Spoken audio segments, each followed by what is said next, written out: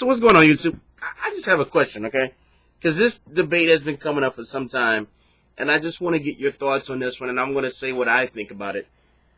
This question of you only live once, so don't just hoard all your money and save like all your money like Warren Buffett or something. Just spend your money and have fun. Okay? Now, I just put a video out, and I was talking about my experience that I've noticed with African Americans in the South when it came to spending money, and I talked about that. Now, here's the funny part.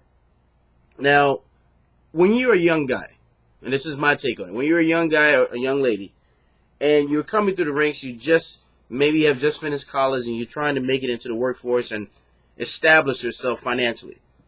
And then this is the time also where you just left your college, and now you're out just partying hard with the other young couples or whoever. You maybe a single guy or whatever, and you're living it up, And a lot of times you don't come out making that great money, that much, that good of money.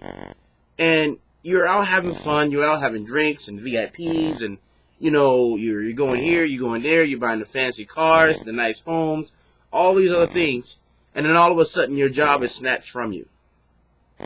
Because believe me, it does happen, and it's happened to a lot of people this year. So my question is, well, not my question, my statement is this to the people who say you only live once, just spend your money like crazy.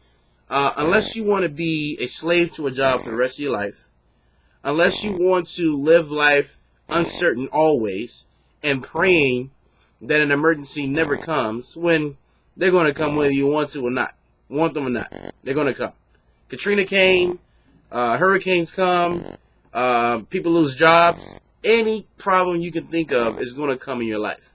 So I would rather be a person that's prepared for the problems. That way, when they come, it won't be so dramatic. Like, one thing that I loved about the military when I was in it was we always prepared ourselves to be ready. We practiced drill after drill after drill in order to get ourselves to a level that when a problem arises, we already know what mode to get into. And this is what I think one should do in their life. When it comes to finance, if your mother's dying, if your father's dying, if somebody's going to die, which they are, if you're living now, someone's going to die. Do you have something set in place? If you have an older mom or an older father, and they don't have long-term care insurance, do you have something set in place where they can live or where you can put them? If they don't have money or whatever you may have it. Any other emergencies. I mean, there's things like, the car breaks down. You just bought your nice home and all of a sudden and you figured, hey, this car will never break down, and it does, and you don't have a warranty on it. What about that?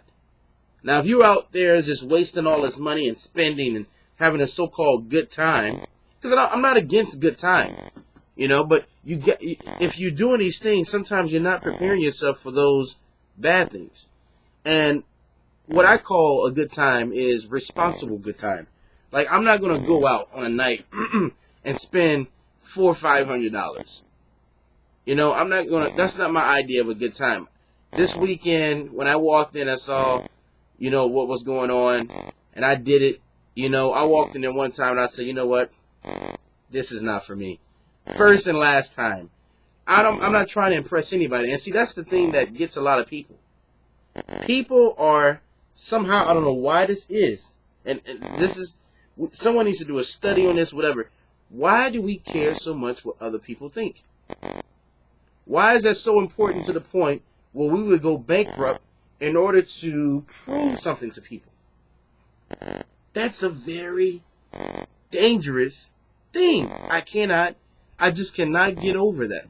People always want to be seen. I have a good friend of mine. He was parking his vehicle and on a public street in front of the neighbor's house when he would come from work or whatever. His friends would come over, he said, park right there. All of a sudden, the neighbors were getting upset. They were writing tow away on a car.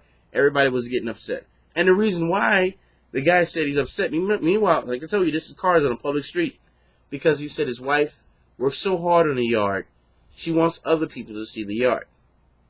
So she wants this guy to take his car off a public street, which he helps pay for, because She wants other people to see her yard.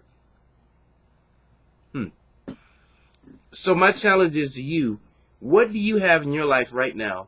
Or what are you doing right now? Is it the clothes? Is it the car?